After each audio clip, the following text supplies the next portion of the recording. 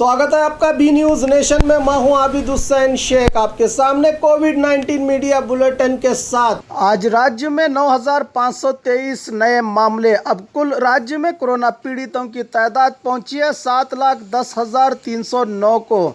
10,107 लोग हुए हैं आज एक ही दिन में डिस्चार्ज। 5,80,054 को पहुंची है। अब राज्य में कोरोना से सेहतयाब होने वालों की तादाद, एक्टिव केसेस हैं 1,20,270। आज एक ही दिन में 75 लोगों के मरने से 9,966 को पहुंची है अब राज्य में कोरोना से मरने वालों की तादाद। आइए देखते हैं जिलों में क्या है कोविड-19 आज के आंकड़े। बेंगलुरु सिटी में 4,623, बागलकोट में 129, बल्लारी में 226, बेलगाम में 331, बेंगलुरु ग्रामीण में 155, बीदर में 19, चामराजनगर में 65, चिकबल्लापुर में 55, चिकमंगलुरु में 186, चित्रदुर्ग में 378, दक्षिण कन्नड़ में 265, दावणगेरे में 122, धारवाड़ में 188, गदग में 60, हासन में 463, हावेरी में 57, गुलबर्गा में 81, कोडगु में 40, कोलार में 172, कोप्पल में